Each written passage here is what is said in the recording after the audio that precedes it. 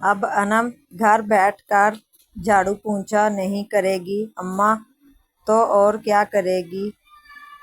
اماں کی جرہ پر اس نے ناگواری سے کہا تھا، تم نے اپنی تائی کا سوٹ دیکھا تھا؟ انم نے سلائی کیا تھا اور کل جو اس نے کوفتے بھیجے تھے کس قدر لذیذ تھے، اور تمہیں ابھی تک سوئی میں دھاگا ڈالنا نہیں آتا، چائے تک تو بنا نہیں سکتی تم۔ زبیدہ بیگم سخت کبیدہ خاطر تھیں۔ مریم نے دانت پیس ڈالے۔ انم سے اس کی اچھی دوستی تھی، مگر اس وقت جی چاہ رہا تھا کہ اس کا سر پھاڑ ڈالے۔ زندگی اجیرن کر دی تھی اس کی سلیقہ مندی نے تو۔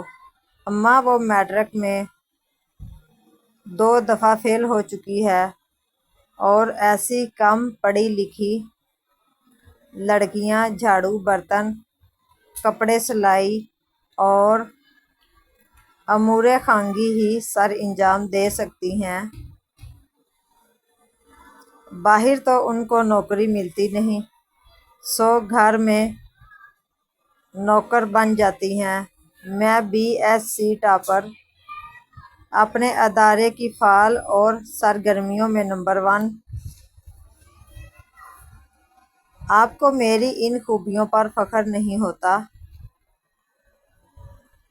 اب اتنی پڑھی لکھی لڑکی ماسیوں جیسے کام کرتی اچھی لگے گی بھلا؟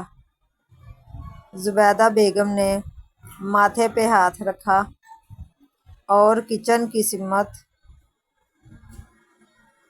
بڑھ گئیں۔ یہ لڑکی تو ان کی سمجھ سے بالاتر تھی۔ مزید گھنٹہ برباد کرنے سے اچھا تھا کہ وہ کھانا خود ہی بنا لیں۔ اس کے امتحان ہو گئے تھے تو زبیدہ بیگم اس کے سر ہو گئیں۔ اب تو پڑھائی کا بہانہ ختم ہوا نا، آج سے کچن میں میرے ساتھ کام کرواؤ گی؟ اوہو اماں، امتحان کی تھکاوٹ تو اتر جانے دیں۔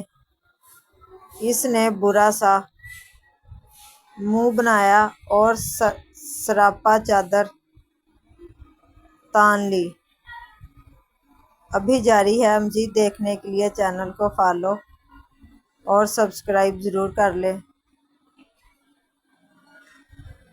تاکہ آپ تک بر وقت ویڈیوز پہنچتی رہیں۔